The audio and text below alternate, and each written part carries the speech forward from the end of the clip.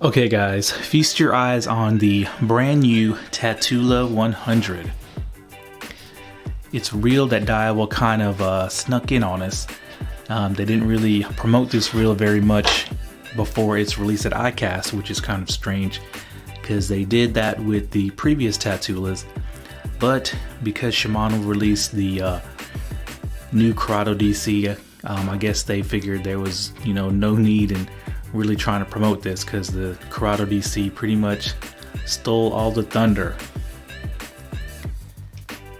So take a good look at this thing. Now, in case you're wondering why I didn't do an unboxing, that footage, the audio was ruined, but this is what came in the box. And it was wrapped in plastic, I will give it that, but of course there's no oil, there's just some schematics. So before we get into this, let's go over the history of the Daiwa Tatula. So the first Tatula came out about 5 years ago, back in late 2013. And of course this is the higher spec Type R version, which I got. And this was created because Daiwa needed a legacy reel to compete with Shimano's well-established CURADO. And it casted very well. Of course, it had the famous T-wing system. It had MagForce Z. It was very smooth. It was very well built. It's got an aluminum frame, aluminum handle side plate. But people complained that this was too big and bulky and uncomfortable to palm. Now personally, I didn't find the palming uncomfortable. I found the mag dial teeth uncomfortable for the way I palm, which is like this. So yeah, the teeth really rubbed against my pointer finger when fishing this reel, so I really couldn't fish it for an extended period of time. So Daiwa heard the complaints, and I think a couple of short years later they came out with the Tatula CT version. CT stands for compact, and basically they just I guess they lowered it a little bit and they made it not as wide. And of course this is also comfortable to palm, except for the mag dial still has the same teeth. And of course here's the top of the line Tatula, the Tatula SV. So here we are with the brand new Tatula 100. And this is supposed to be the smallest and most compact Tatula yet. They say it's only 38 millimeters from top to bottom. And you can see it looks different than the others. It looks like a Steez, the top end Daiwa. In fact, from a distance, you probably couldn't tell until you got right up on it that it isn't a Steez. They even gave it the Steez knobs. So let's do a comparison in size compared to the previous Tatulas. Okay, here it is against the original Type R. As you can see, the original Type R dwarfs the new Tatula. And here it is up against the reel that it's replacing, I think, the CT version. And it looks a lot shorter. The width looks to be about the same to me. And let's look at the height. The height looks to be about the same to me as well. Maybe a millimeter or two shorter. And here it is against the SV, which is the same frame and body as the CT Tatulas. Okay, so it's worth noting that when Daiwa came out with the CT Type R, they didn't just make it smaller and narrower than the CT. They actually, the spool was actually 1.2 grams lighter as well, which is a lot. So this thing casts better than this. So now that we've established that the new Tatula looks to be physically smaller than the previous version, the CT, I will have to say that it does not feel as comfortable to palm to me as the old version.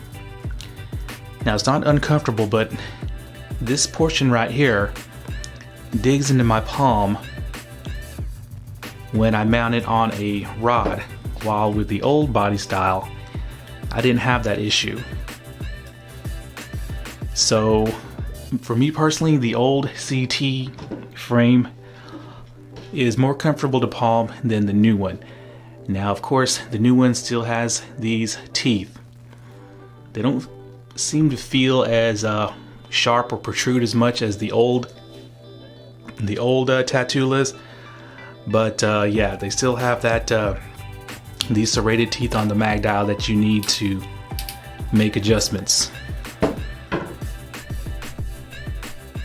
Now before we get into the specs of the new Tatula, let's compare it to the other new Daiwa baitcaster, the CG80,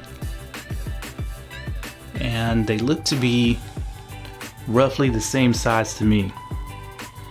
The new Tatula flares out at the front, of course, because it's got the T-wing, but these numbers 180 and whatnot, they actually designate the body size for Daiwa, while with Shimano they designate the spool size. So the CG80 feels more compact in my hand, more comfortable to palm versus the new Tatula. And let's compare it up against the new Shimano SLX, and you'll see that the SLX looks noticeably smaller, it's shorter, and it's not as wide as the new Tatula. Okay, so let's go into what's new about this versus the reel that it's actually replacing, which is the Type R. Now this doesn't have the Type R designation for some reason, but as you can see, it's got the new body style that mimics the Steez, and it's got the same amount of ball bearings, 7+1, but they don't specify whether it has the 2 corrosion resistant ball bearings for the spool like the Type R has.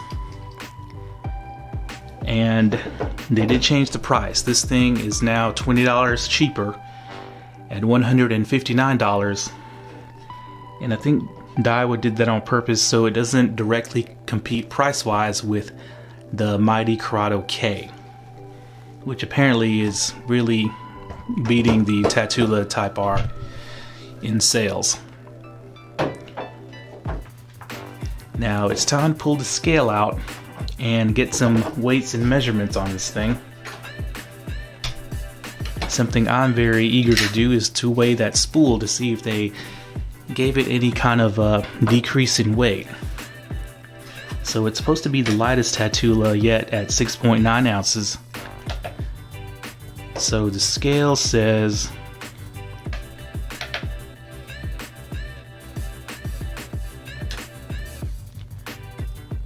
.87, so it comes in slightly underweight. And holding them in hand, I really can't feel the difference. They feel different because of course the paint job on this is matte now versus the shiny paint job of the Type R. Now the handle is 90 millimeters and swept, of course. And let's get into that spool. Now one thing that the Daiwa fan didn't like was they gave it the Steez side plate look, but they did not hide this dial behind the side plate like the Steez does. It gives it a more high-end look. And of course Daiwa is just like any other company. If you want the good stuff, you have to pay for it. So let me see if I can get this spool out and give that away. Okay guys, so I popped the spools out. This is the new 100 spool. This thing will focus. And it's got some new porting. It's got holes now instead of these ovals. So let's compare the size between the two. Now, since it's got such a allegedly low body, it looks like they stuck with the same spool size at 34mm. And the rotor size looks to be the same. Maybe this looks maybe a little bit shorter, I'm not sure. And of course they kept the long spool shaft. Okay, so just holding them in hand, I don't know, it doesn't feel lighter, but let's check. This is the most important thing to me, is the spool weight. Okay, so the old one weighed 15 grams. The new one, what? 17.13. Is that right? Let me try that again. Huh, 17.1 grams. That makes no damn sense. So the old spool is 2 grams lighter than the new spool. Now, why would Daiwa do that? It looks like the spool capacities are the same. That is, And they didn't make the rotor any smaller either. At least it doesn't look smaller to my eyes. So that's a disappointing spool weight here for the new Tatula. Let me see if spools look to be the same. Let me see if this Type R spool will fit into the new 100. Looks like it's a perfect fit to me.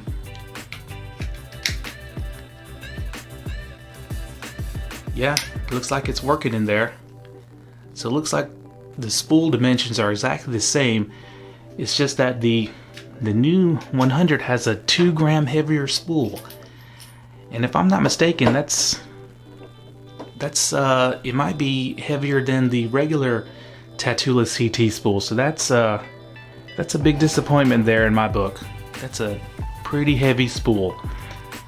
That's actually 1 gram heavier, over 1 gram heavier than the CURADO K.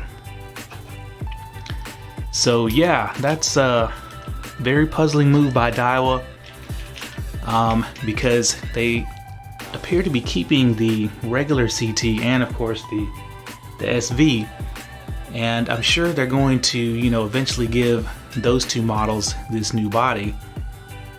But are they going to come out with a Type R version of this that's going to have a lighter spool in the future? I don't know. That's disappointing for the Tatula. I was hoping they would at least keep the spool weight the same, or make it, you know, a few tenths of a gram lighter to be able to keep up with the likes of, you know, the CURADO K and other reels in its price point. So yeah, that's a big questionable call for Daiwa for doing that. Maybe you guys can ask them why they did that. Okay guys, so let's go over some notes that I took about the new Tatula. Now, this thing has all the regular features of the old one. It's got the air rotation, and it is very glassy smooth, just like the old models. And of course, this has Daiwa's new zero adjuster. And yeah, you can't really turn this unless I didn't try to turn it. I wanted to leave it just like it was from the factory. But just to let you know, the spool, there is just a very minute bit of side-to-side movement, probably 0.5 millimeter. I don't know if you can hear that. So apparently that's how Daiwa wants the spool tension set, so I'm going to leave it like that, no matter how good or bad it may cast. And as you see, it's got the Stealth logo on the side plate. The frame, of course, is aluminum. The side plates are graphite. It's got a graphite drag star. It's not Zion like the old Type R. Of course, it does click. It's got these red accents here on the thumb bar, but I thought that they would be brighter red. Now, one thing to note is that the thumb bar still has some mush or some play. So you can see I'm pressing it down and then it engages. So that's kind of disappointing. Tatulas have always featured a mushy thumb bar, in my opinion. Now, one good thing they did is, as you can see, there's a dot here, and this lines up with that little divot to show you what setting you're on. So it's a lot easier to tell what setting you're on. Just line it up with that white dot. So that was a good move, because I can't see that dot. If they would have made these numbers bigger or brighter, that would have been even better, but oh well. Now, one thing that they did improve was they gave it the eye-shaped knobs of the Steez and of course the Tatula SV, but they made them bigger. So here's the SV knob, and here's the new knob. As you can see, the size of the new knobs are longer and a little wider, and that actually feels way better than the SV knobs, which felt a little bit small. And it's got a nice rubbery grip, but you can kind of tell that they're coating some kind of plastic, because they're soft, but they're not as squishy as, let's say, a Shimano Septon knob. But it's still very comfortable. It's got the Steez style knob and caps, but I wish they would have made that silver. This reel needs a little bit more color, in my opinion. And for some reason, the mag dial is kind of hard to turn versus the old models. I don't know if it's just my particular reel or if they're all going to be like this. But yeah, that's pretty much it. I have to say, I'm not really wowed by this reel, especially with that spool weight. And yeah, I don't know who. I mean, I checked on Tackle Warehouse and I looked at what reels are in the $159 price range. And basically the main competitor for this reel is the GARCIA REVO SX, which is also $159. But what reel do I have right now that would be somewhere in this thing's price range? The CURADO K, of course, is $20 more, but I think I do have one reel that can go into battle with this reel, and let me show you. Okay, well, surprise, surprise. I bet you guys forgot this reel still existed, did you? Now, this is the Shimano CITICA I, and with the price reduction in the new Tatula to $159, that puts it within $10 of the CITICA I, which retails for $149. So I think this will be a perfect reel for the new Tatula to battle up against in the standardized testing. The old Shimano versus Daiwa battle that everyone loves.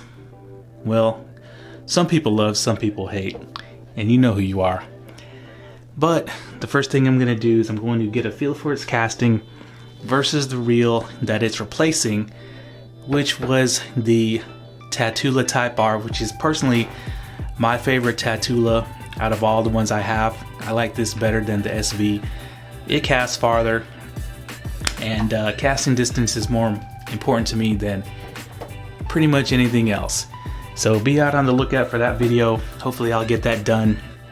Now, I was going to release the CG80 versus Fuego video on the water, but the audio for that got messed up, which is too bad because I actually hooked into a turtle. But I think I'm going to skip that video and just put those reels straight up against the Shimanos in the on-field battle. So be on the lookout for that too. Okay guys, thanks a lot.